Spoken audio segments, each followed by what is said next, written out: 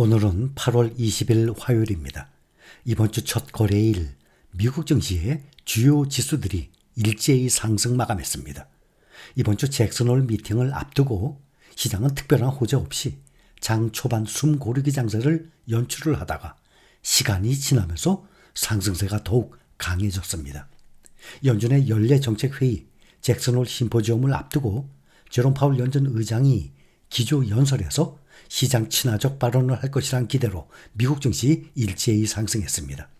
지난주에도 미국 증시는 거시 지표가 잇따라 좋게 나옴에 따라서 미국 경기 침체 우려를 극복을 하고 일제히 상승했었습니다. 미국 증시가 침체 우려에서 벗어나면서 상승세를 이어가고 있습니다. 미국 증시는 또다시 인플레이션 하락과 안정적인 경제 성장이 동반되는 최상의 시나리오에 대한 기대를 점점 키우고 있습니다. 이달 초에 부진했던 고용 데이터에 침체 우려가 커지기도 했는데 이후 경제 지표 연착륙 가능성을 시사하고 있습니다. 오늘 다우지수 0.58% 상승했습니다. S&P 500은 0.97% 상승해서 5,608입니다. 최고치 5,667까지 앞으로 약 1% 남았습니다. 다시 5,600선 넘었습니다. 나스닥은 1.39% 상승해서 17,876, 최고치가 18,647이었습니다. 최고치까지 4.3% 남았습니다. 필라델피아 반도체 오늘 가장 많이 뛰어올랐습니다. 1.86%, 5,266. 7월 10일 달성을 했던 최고치 5,904까지 앞으로 약 12% 남았습니다. 지금 보면 지수가 S&P 500 지수가 전 고점까지 이제 1% 남았는데 필라델피아 반도체 지수는 그거의 12배네요. 12% 남았으니 참 많이도 떨어진 것입니다. 그렇게 하락폭이 클수록 먹을 거 많이 생기는 것입니다. 라고 생각하면 딱 맞습니다. 이로써 S&P 500과 나스닥은 8일 연속 상승세를 이어가고 있습니다. 이것은 올 들어서 최장기간 상승 중입니다. 이달 초에 과장된 경기 침체 우려에서 시장은 이제 거의 회복했습니다. 다만 올해 남은 기간 동안 변동성은 여전히 높을 것이라고 예상을 하고 있습니다. 전반적으로 경제가 둔하고 있고 앞으로 몇 달간 상충되는 경제 지표가 나온다면 또 경제 침체 논쟁이 또 계속될 것입니다. S&P 500 지수가 8거래일 연속 상승에 성공을 하면서 연말까지 미국 증시 전체 시장 흐름에도 좋은 시사점을 제공하고 있습니다. 대체로 이런 연속 상승세를 기록할 경우 역사적으로 연말 장세도 강세를 보였다는 이유입니다. 최근 5년간을 보면 S&P 500 지수가 8거래일 연속 상승했던 경우는 20%가 넘는 상승률을 기록했습니다. 2023년 작년에 24.2%가 올랐고 22년도 재작년은 하락장이었죠. 그 전 21년도 S&P 500 지수가 70번이나 넘게 사상 최고치를 경신했습니다. 그때 26.9% 올랐습니다. 2019년에는 28.9% 상승했고 이에 앞서서 지난 2017년에는 19.4% 상승, 2013년에도 29.6%나 급등을 했습니다. S&P 500 지수가 지난 8일부터 상승세를 기록을 하면서 현재 8거래일 연속 상승세를 보이는 등의 올해 들어서 물론 작년 11월 이후 가장 긴 연속 상승세를 기록하고 있습니다. 이제 지금 8월 8개월째 접어들어가죠. 올해 들어서 S&P 500 지수가 18.25%나 상승 중입니다. 과거 10년간 연평균 12% 나왔습니다.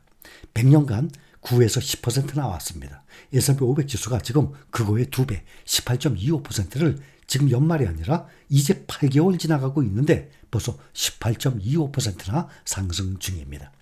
나스닥 종합지수는 21.1% 상승 중입니다. 필라델피아 반도체 지수 SOXX ETF 기준으로 27% 상승 중에 있습니다. 이제 8개월 접어드는데 이 정도의 상승폭이면 예년에 비해서 성공적인 상승률입니다.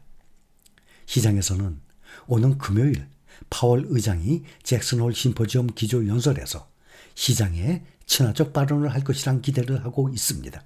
시장은 미국의 인플레이션 둔화함에 따라서 파월 의장이 금리 인하를 강하게 시사할 것이라고 보고 있습니다. 이제 9월 금리 인하는 거의 기정사실이 됐고 앞으로 0.25%냐 0.5%냐 인하폭이 문제일 뿐이라고 보고 있습니다. 오늘 매그니피센트 7 주식도 대체로 올랐습니다. 엔비디아가 4% 이상 급등을 하면서 6거래일 연속 상승세를 이어가고 있습니다.